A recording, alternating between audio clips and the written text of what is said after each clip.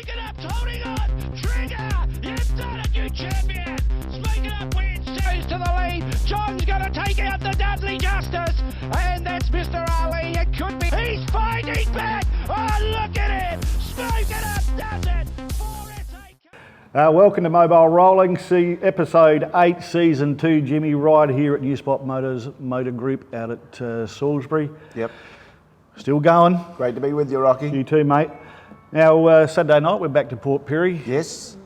8 races on the program, which is good for the club. We obviously, they missed out in their first meeting for the season. So we boarded that one and start again. But look, it should be some pretty good racing, and hopefully we can find some winners for that meeting later on in the tipster section. Yeah, well, I think the fields are pretty good all night this weekend, and it's good to see, especially after the first one not getting enough nominations for whatever reason.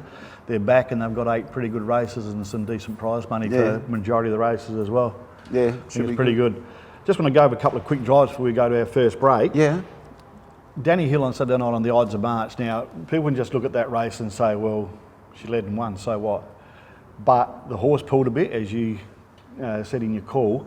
It ran 4 sub-30-second quarters in that race. Yep. It was never going to get beaten. Yeah. Pulling like that, and back in the field, I don't know, it was almost like a stars race in the thoroughbreds where the jockeys thought that leader will come back and we'll be right, and there were 6 or 7 horses following behind that were probably all at least as good as the Ides of March, but the photo says they got beaten by 20 metres. Yeah. And that was purely and simply the rating of that horse on Saturday night by Danny was extraordinary to run. The last half was 58-2, both of them were 29-1. Yeah. I don't know. You could probably do that when you were driving, but I, no, I certainly couldn't get those 2 quarters to be exactly the same. Yeah. And the other one's another one of the females out there. I thought Ange Cavallaro in the last, I think it was the last, Lil Irene in the trot. Yes. Nowhere near the best horse in the race. Gets away from the stand, and she drives it regularly. And I just said off here to our illustrious boss that who's got a very nice name tag on today. That because it's one pace, Ange used to take off around the 500 thinking, well, this will just keep on going at one speed. But it would get caught in the last 50 or 60 metres because it couldn't go any faster. Saturday night, she let that horse in death get nearly a length in front of her before she even looked like going for it, and then rallied up, and the last 350 just plotted and wore them down and got back to win. I reckon they were 2 really good drives, and both happened to be a couple of our girls out there that are doing a good job. Yeah, the women are doing really well, no doubt about that. And we're hoping to catch up with Rob Caruso later on, the trainer of the Ides of March. So we'll catch up with him a little bit later on in the show. So that's good. As usual, we'll have Jack Bashara and yourself with the tipping competition. We're going to have some fun talking about that as well. And later on, also, Liz Barbaro is going to catch up with Roger Haensel, the vet at Globe Derby. So, yeah, I mean, episode 8 should be pretty good for season 2. Yeah. All right, we'll go to break, eh? All right. Go to a break, and we'll back after the break with Rob Caruso, I reckon. Just Wrecking Toyota, South Terrace Wingfield, for all your recycled and reconditioned parts. Our huge range covers almost every model in the vast Toyota stable. Proudly South Australian with over 25 years in the automotive recycling industry. So, if you want to save some serious money on anything Toyota, call us on 8359 4499 for fast and friendly service. Welcome back to Mobile Rolling, and we've got a very special guest, Rob. We have got Rob Caruso. Rob, welcome to the show. Hey boys. How you going? Good to see you, mate. Not too bad. Yeah. Now, tell us your story. How did you get involved in harness racing? Where did it all start for Rob Caruso? Well, I grew up with gallopers. Yep.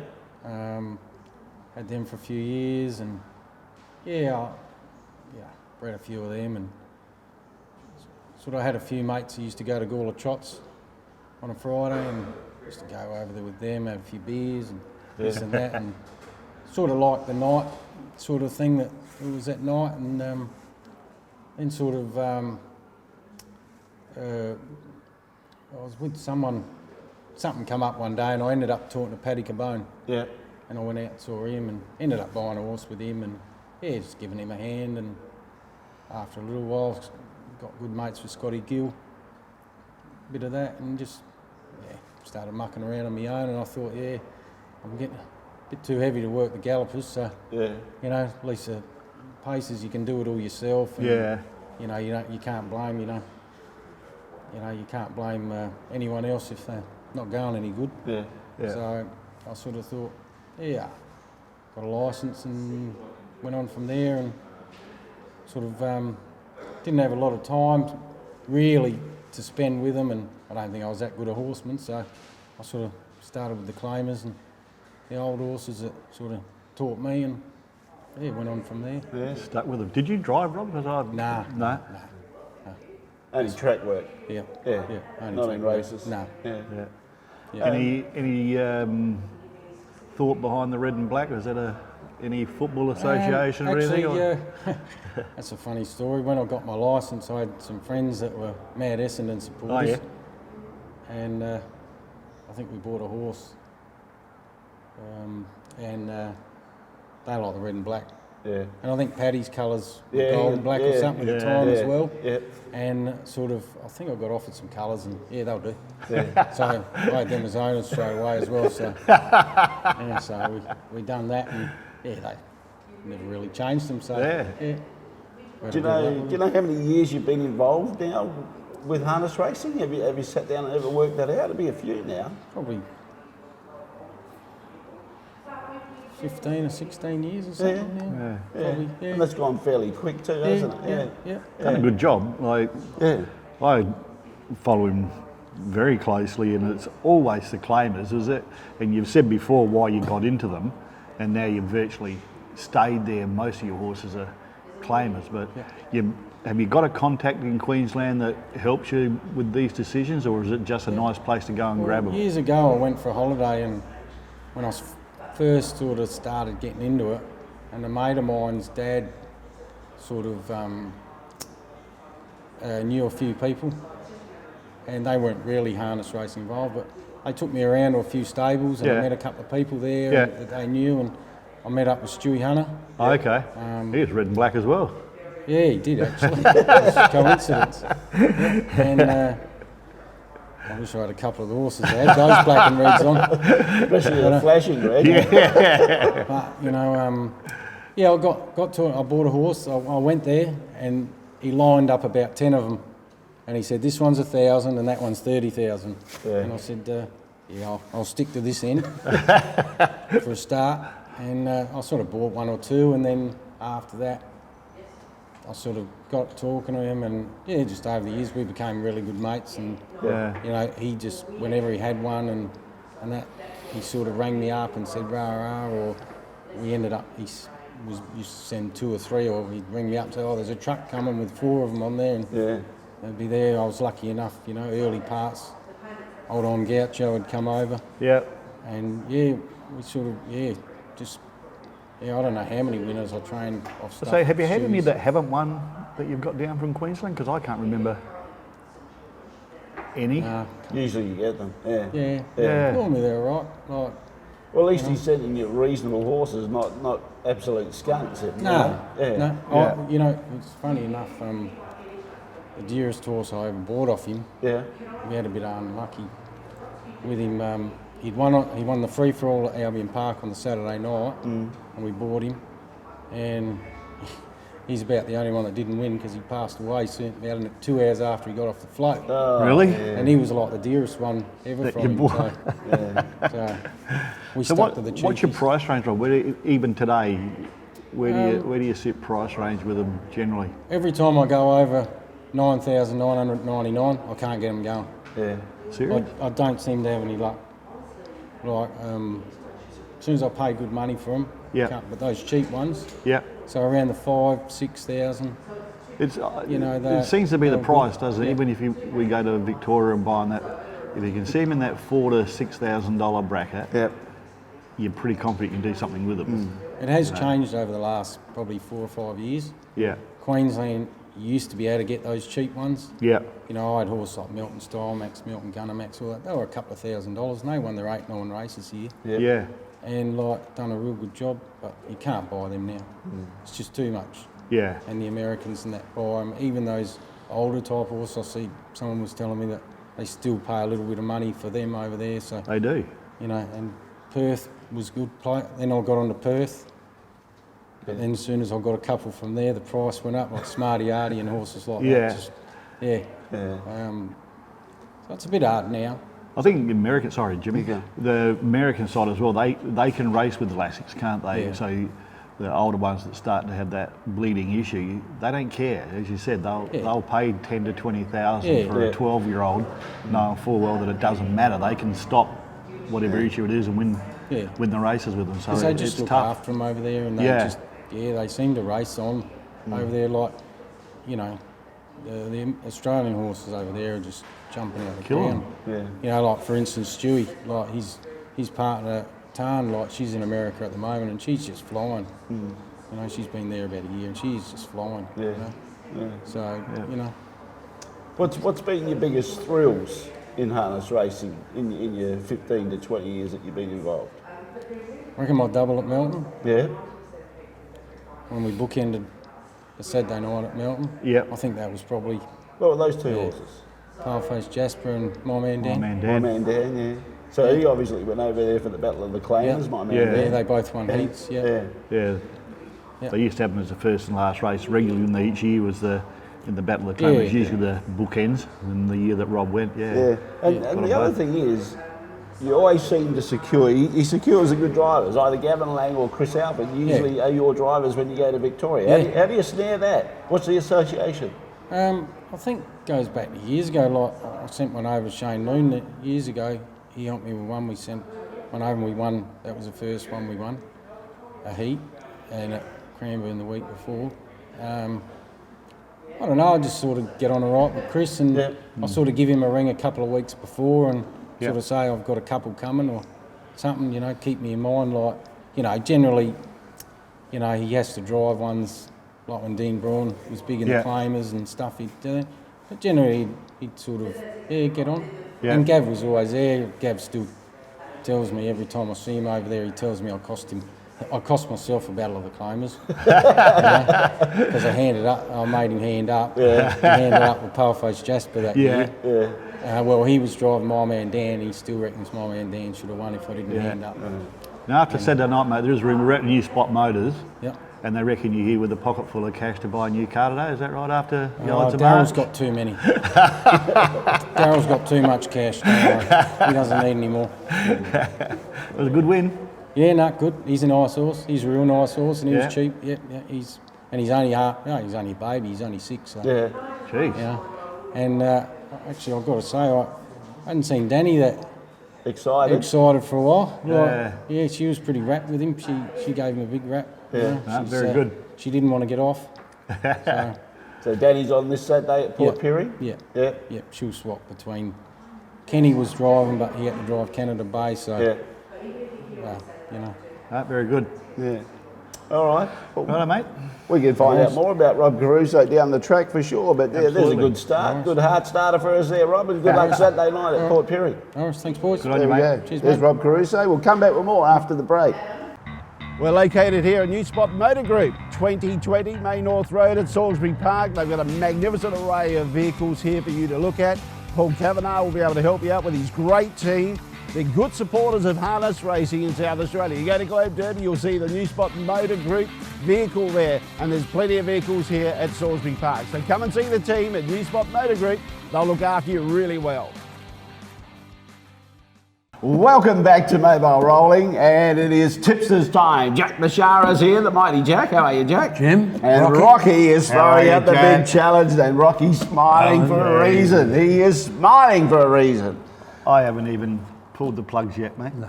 Really? Oh, he's on the bit. He's back. He's back, Jack. We threw out the challenge. Yeah, he's got a third. We threw out the challenge. That's all I got. He got a third. All right, so let's just review what happened last week, okay? By the way, are you good for a loan? Yeah. Have you got any money? Well, Jack told me you can put your last on Major Carlisle. Oh. Yes. We must have misunderstood. It will run last. It will run last. And it did. It did. It did. Very They disappointing. did a vet's examination, couldn't find anything wrong with it? No. I'm sure there'll be something wrong with it. Well, Jack. Danny said to George Smith that it hit its knee really bad. Yeah. And she couldn't steer it, and that's the she didn't want to go on with the horse, so George took it back. Yeah. Okay. All right. Well, let's then point out this is the part of responsible gambling. When you hear one of us say put your last on, that's just a term. Don't put your last on. Always save something for food and drink. Okay. A little bit. Just a little bit. Yeah. All right. So Major Carlisle, $20 to win. No good. No points. No minus points. $20. As far as I can see, $10 each way. 7th. No points. Minus $20. After episode 7, Jack 18 points. And his bank total is plus 111. Okay, so here comes the right. I think that was nearly 200 a couple of weeks ago, so he's just tripped over a rock, hasn't he? Well, he lost $40 Yeah. on the weekend. Yeah, It's not the end. No, not it's the end. No, yeah. we're just gone past the halfway mark. We don't change. Just over. No. So Rocky, last week, Murrumbidgee track, $20 to win. Finished Stiff. 4th. Ran well. Finished 4th, but no points. Minus $20. Yep. Glider, geez, kept you alive. Stiff. Glider, hasn't he? Yeah. $10 each way. Finished 3rd. Paid $2.10 for a place, so you get 1 point plus $1 profit out of him. So after episode 7, Rocky is on 17 points, but plus $141. So if we stop the event right here, right now, bang, Rocky's hit the front. He has. You got to kick back, Jack. You got to will. kick back. No one's surprised, by the way. And I'm in danger of being lapped. Episode 6, I had 10 points at minus 49.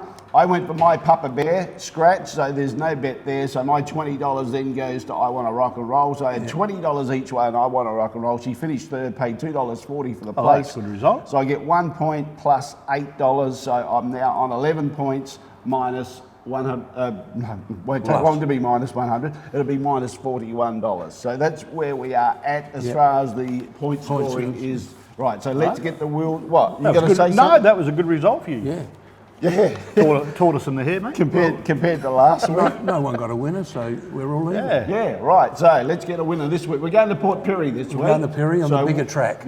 Yep. Yeah, definitely Yep. bigger in circumference, but I believe tighter on the turns, but bigger in circumference. But it's a bigger track. Yep.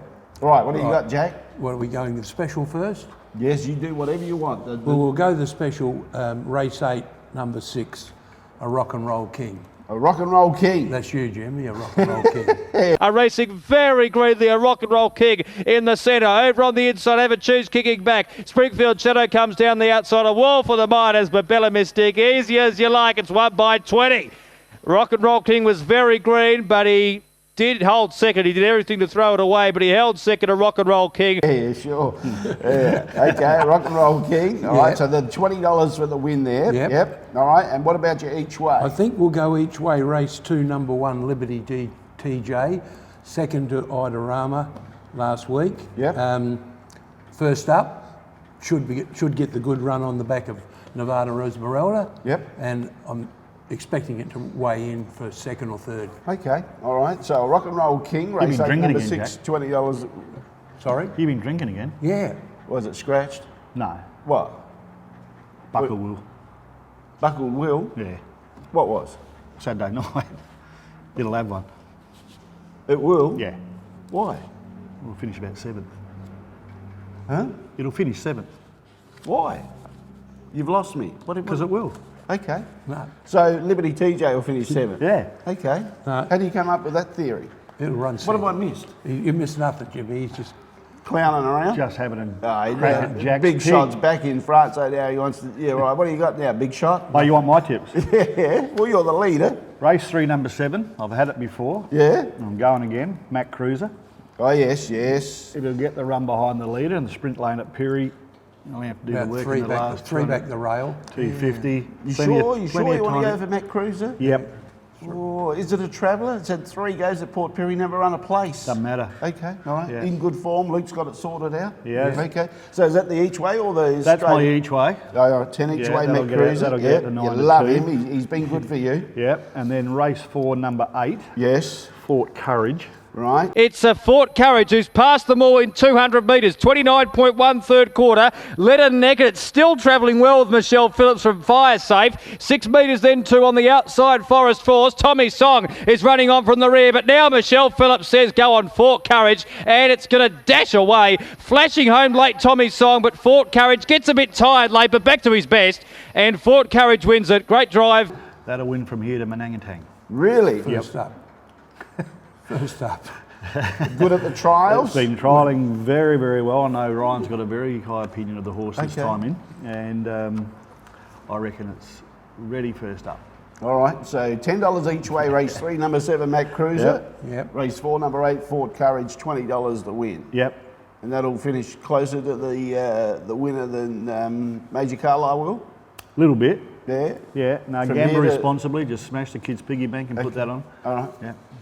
All right, well, yeah, drum roll. Yes. Right, Looking Jim. forward I'm to going to this. go my win bet, race 5, number 1, Grey Maverick. And Grey Maverick is off and gone, leads by 10 metres coming into the front straight. Now getting into the clear, the High Achievers making ground, but the bird's flown here. And Grey Maverick's home and hosed for the late male followers. Grey Maverick goes on to win comfortably by about 15 metres in the run to the line. Now, I think what will happen in this race, I think the Ides of March will have the necessary speed to get across and lead. Yep. And I think it'll be better in the interest of Grey Maverick to take, I know he led and won first up, and well done by Dominic Totoli to get him to win first up. Very nice and a really good win. Yeah. But I think the way the Ides of March went with Danny holding on so tight last week in front, I would think it would be in the detriment to Grey Maverick if they tried to hold it out. And I think they should take the sit and sit behind. I don't think they will.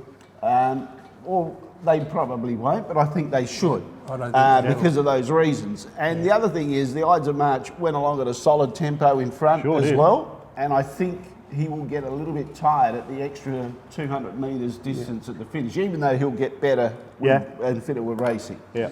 So I'm going with Grey Maverick, $20 to win, race 5, number 1. And my each way, even though it won't be each way odds, is race 6, number 6, He's a Shark, $10 each way on He's a Shark. He had a first up run, got beat at Mildura. Yeah, very good run. But I think he's a nice horse. Yeah. I felt that he was the best 2-year-old last season ability-wise, and I expect him to progress. So I think he will. I think you're back, mate. Yeah. you think so? Yep. Yeah. I you've think obviously I've tipped concentrated. okay and just had bad luck. I mean, I thought I had extreme bad luck 2 weeks ago with Smackwater Jack, and what an escape. I still... It's funny because you're right. Both of those, I think, Smackwater Jack should have won, and What Escape should have definitely run a plays. Yeah, at least. And then at Mildura, neither of them really in the race, were they? No, they were not. But there's no excuse for losers. No. No, exactly. All right. That's it. Yeah, we're all winners. We're all winners on this table today, Jack. That's it. Yeah, all of us, between us, we're going to be winners. We don't chase, we just keep the same pattern. You just keep chipping Any away. bad luck stories on the weekend, Jack? Oh, You yeah. Do yourself out of any money? Yeah, I did. You did? I didn't find the winner. But Fun we did have something on Ides of March. Did you? Oh, how'd you pick that? I just thought it was a good run the previous start, and I thought it might be the leader.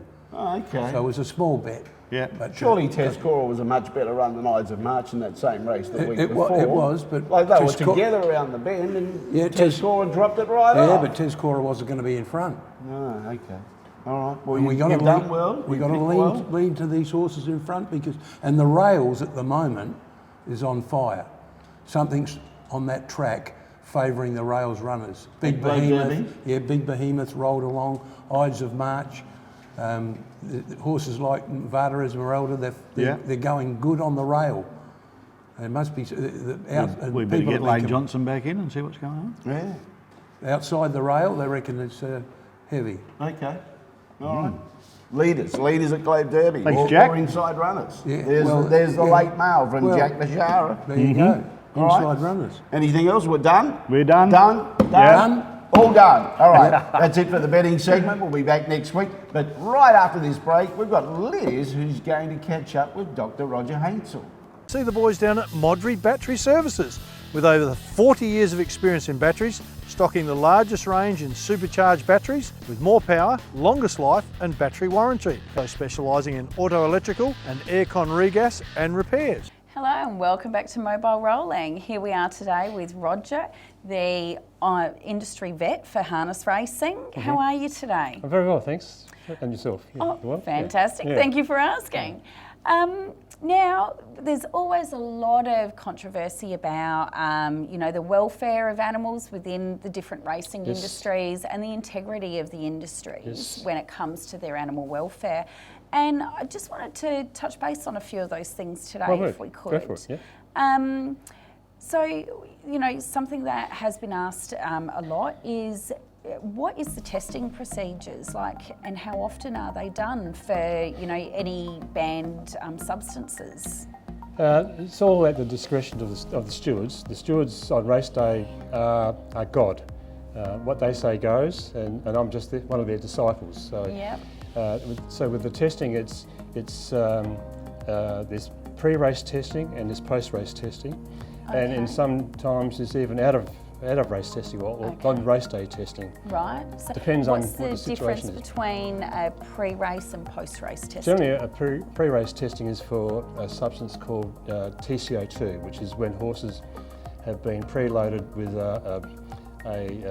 an agent that buffers acid build-up, which is acid is the thing that is responsible for horses getting tired and starting to hurt with their exercise.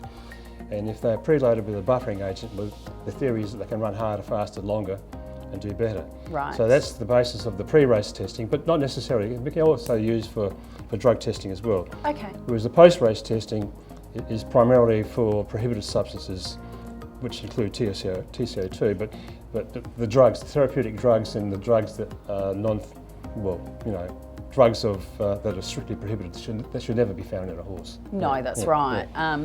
So the post-race testing and the pre-race testing, are they both pre-selected or? Well, they're selected by the stewards. The pre-race testing is always given to me when I arrive on course, because we need to know who we're going to be doing as the horses arrive. The horses are supposed to be on track an hour before, so that gives us a little window of opportunity to test those horses before they go onto the track. Whereas the post-race testing is done according to how the horse performs in the race, whether it performs poorly, whether it performs extremely well, or if just because it's a winner. Yeah. So are all winners tested? No, not all winners. No? All winners would like to be tested, or the stewards would like to test all winners, and the public would like to have all winners tested, I'm sure. But it boils down to finances. It's a very expensive process. It's a very expensive testing process, isn't so it? they will select a few winners out of the program that they'll test. Quite often it's a horse that's heavily backed that wasn't expected to win. And other times it can be a horse that didn't run a place and ran poorly, that was expected to run better from its trials or from previous racing, and they will conduct a test or perform a test just to make sure that nothing untoward has happened to the horse that was responsible for it running poorly. Running well. So I mean, it shows that, you know, there is so much effort put into ensuring that there aren't to be horses out there, you know, with banned substances in their systems. So it's good, because a lot of people don't understand that. They they think they see one thing in the media and they think that runs in every horse and every training facility, where it's very rare now, isn't it? It has to be a very fair process for everyone to compete. Everyone that brings a horse here must think that it can run on its merit and place on its merit and not be beaten by a cheat. And, so that's important. Yeah. Absolutely. And to ensure that there's no mishandling of any of the bloods taken, what's sort of the general process that happens with that then? Well, we have to always be mindful that it's a legal process. What we do with our collection has to be done according to the protocol, so that everything can be accounted for in terms of the sample numbers and in terms of the contamination of samples. The worst thing that I can do on a racetrack here would be to poorly collect the sample and have it contaminated so that it draws concern for the trainer to have to answer to later on. So we're very mindful of that, and everything is accounted for. Every sampling device that they send us from the laboratory is barcoded and labelled, which we check before we get our sample. Check before you go take the sample and check again to make sure that after. it's all matches up, so that when we get the sample, it's meaningful. It will be defendable in a court of law if it had to go down that avenue. And the horse welfare aspect of it, it's that's another big area that we want the best for these animals in every way, shape and form. I consider that the most important part of my job here. Really? Yeah, I've got two work statements here. One would be horse welfare, another one is integrity. Yeah. Integrity comes a second to welfare. If we're doing a process on a horse for integrity-wise, like a swab, and a horse needs attention, well, that takes priority. We drop everything and we'll go and look at the horse and do what we need to do. That's comforting to know, because if I've come in off the track and my horse is injured, I would like to have that knowledge that whatever you're doing, you're going to put down and come and tend to my horse. We try to see to that straight away. Yeah. But the point is, though, that because we are running a full race program and there's only one of me, what we do in terms of welfare for horses is first aid. Yes, yes, and days, sort of we get them give stable. them pain relief or bandage them up, stop the bleeding, do what we can, or in the worst instance, the worst they'll get to here on track is to euthanize an animal that needs to be euthanized for humane grounds. Has that had to happen? Oh, in your time? It happens not infrequently. No. But it is sad. It is a process. I'd much rather, as a horse owner myself, to know that if that injury is that level, that it's going to, my horse isn't going to have to wait and suffer. It is going to be tended to. We need to alleviate suffering as fast as we can. Whether it's a supreme alleviation of suffering by euthanasia, or whether it's just simple pain relief with anti-inflammatories and send the horse on to a referral clinic somewhere else. Oh, wonderful. And what about the before race and during a race? Yes. Where are your eyes whilst they're out there? I'd like to see the horses the whole period of time that they are going to be competing. So I will watch them in the parade ring as they parade. I quite often sit on the bench out front of my little swab box here. I have noticed the bench out there, yes. And I can see the horses in the parade ring or parade lamely. If they all go around okay, then I listen to them as they run across the bitumen in front of out me, to the track. because with a good ear you can hear clip clop, and you can tell if there's a missed beat or something awry with their leg structure. And then I like to watch them do their preliminary while I'm waiting for the start. I watch them go around, and then if I get to the start, which I like to do every time, whether it's a standing start or a mobile start, I like to see them parade round behind and score up, so that there's nothing that's become obvious in their parade or their warm-up. If you've missed something out in the parade ring. Or horses that we've had to have as a late scratching because they've warmed up poorly. And then I like to see them score up, because we've had horses that have thrown themselves to the ground. I like to watch them all the time. I like to watch the race.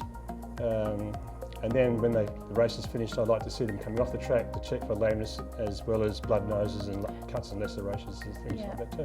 Oh, that's really, it's very comforting to know that your eyes are everywhere, doing the best job you can as a solo, ultimately. But we'd like to do as much as we can with the time that we have, and not all those things are possible all the time. No, absolutely not. But that's our aim, is to have a close eye on everything all the time, and nip things in the bud and attend to them and expedite the process.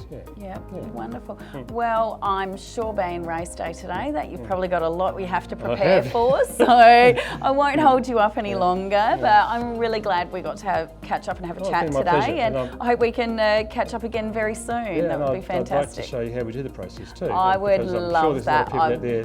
Absolutely. Have no idea as to what we do to start the process. Well, even earlier when you were running through a lot of it with me, that I was unaware of how much went into it. So it's really, really good stuff, I think, for everyone to know.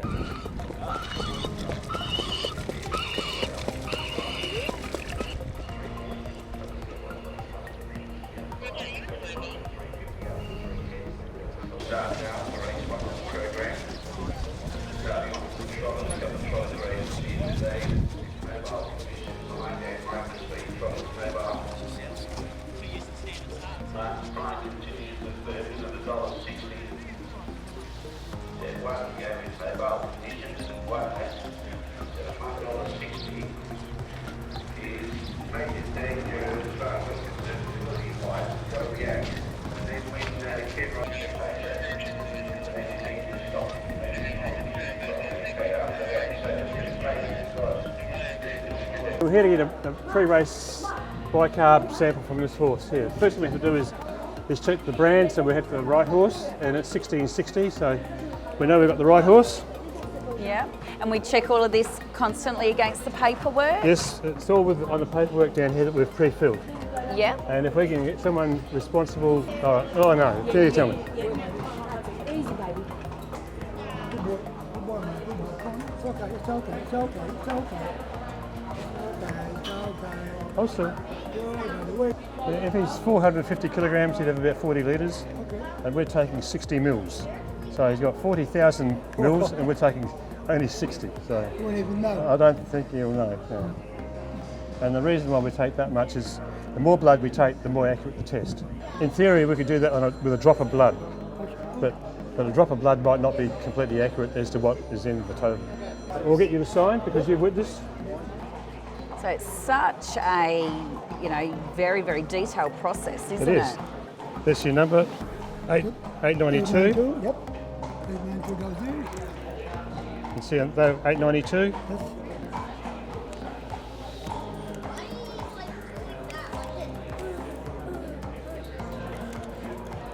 They're all 892. So this all gets sealed up now?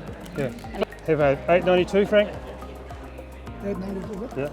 That'll be sealed. It's harness, it's a gelding, Yep. and it's blood TCO2. That's the test that we're doing, blood TCO2. When this goes to the laboratory, they only test one set of 3. If there's a problem with that set of 3, well then the other set of 3 will be sent to another laboratory. We have all your details in here. The time is, we'll make it 1:30. 130, yep, no problem. If you print and sign, that'll be good. And All good? we get to keep 2 copies. Yep, and I get the pink one. You get the pink one. Thank you, sir. Ladies, have a nice day. And so, with what you've just done, how long now until those results would be back? These will be sent today to the laboratory that's in Melbourne. And they will do the test as fast as they can, depending on what their workload is for Tuesday or Wednesday, whenever it gets there. And if they get an anomaly in that, they will notify the stewards here straight away that there's a sample problem with whatever the barcode was, and that they'll be sending that sample onto another laboratory for confirmation. Yeah. Okay. That's the way it works. Yeah. Wonderful. It's good to know, how thorough all the testing is, and to the procedures that happen to ensure that there is no discrepancies either with, the wrong horse or the wrong barcoding with anything, because you're so thorough with it all. We need to know that we're testing the horse that we should be testing, that it's not a ring-in or a mistaken animal.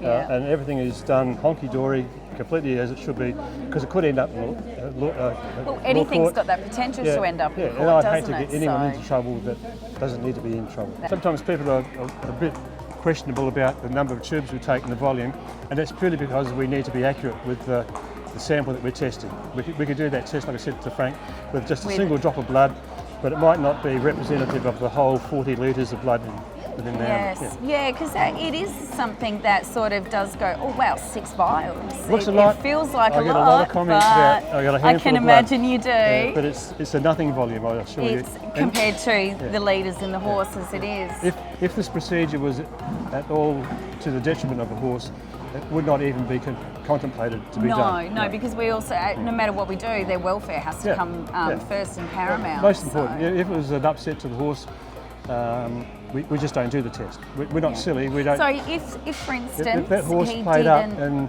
was rearing, striking, being a danger to itself or to us or the handler, we'd just walk away.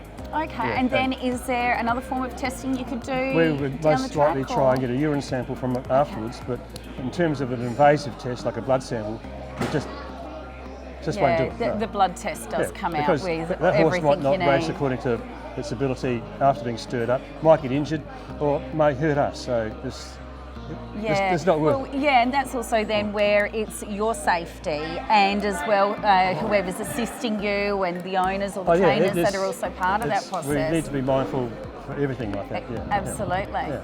All right, well, thank you so much, and I hope we can definitely meet and chat again very soon. Could you do something about this fly? I know, it's pesky fly, I'm so sorry. Don't bring a fly next time. Definitely I won't, it's on the list. Okay. And back over to you boys in the studio. Etchers. With over 30 years combined experience, we endeavour to make your presentation the best it can be. We specialise in all things corporate, from your company's major awards through to your club's trophy needs, as well as sports uniforms and equipment. Our giftware range is second to none, which you can view on eBay.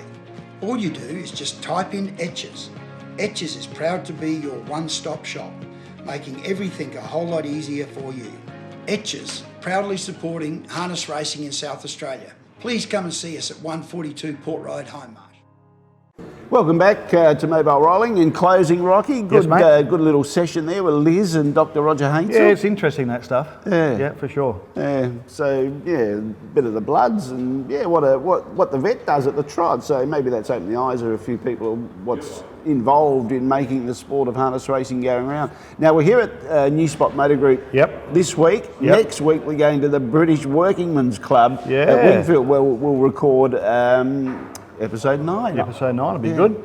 Awards night coming up next Friday night. Yes. At the Mawson Lakes Hotel. Yep. Now I have heard they're rolling out a red carpet for the mobile rolling staff. Yeah. That's about as accurate as you're swapping from Monday to Tuesdays. I'm hearing there's the competition's nip and tuck between what Liz has told me she's wearing and the corduroy pants and striped shirt that you'll be on. So it's going to be very, very tight competition. There is a prize. Yes. First prize is dinner with me, fully paid for either of you, whoever wins. Liz will win that. Second prize is 5 dinners with Max Beasley. So Liz will win that too. so the pressure's on to win, I would have thought. At least only one night with me, fully paid for, or 5 with Max, and he'll buy you a yo-yo and a mash hat. So that's it. But yeah, look, the Mobile Rolling Group, we're going to be there. So look, by all means, come up. Rocky will be signing autographs. Liz will be signing autographs. Come up and have a chat with us. And Max will have his name take on. Boss. The boss will be there. And probably the dress up, he'll probably have that around his neck instead of around his waist. He will have by the end of the night. Yeah, for sure. Wearing it as a tie. Yeah, but look, I think there's still time to get tickets. Just ring Harness Racing SA. Are they still selling them? I think so. They wanted a cut-off point on the 14th, which obviously is gone. Yeah. But I think that was to say, okay, these are the numbers. They can increase, but they can't decrease in their numbers with the deal they've got with Mawson Lakes Function Centre. So, look, if you haven't got your ticket yet, by all means, just ring Harness Racing SA and you might be able to get a ticket. But we'll be there. We'll be there as a group. We will. It'll be fun. And we'll have a bit of fun there, talking about having some fun for a change, because Max will let his hair down, won't he? He will. Yeah. And we're off to the Working Men's Club next week, which really suits us, doesn't it? Yes, exactly. We used to be working men. Righto, mate. That's it? Yep. All right. See you next week. See you next week.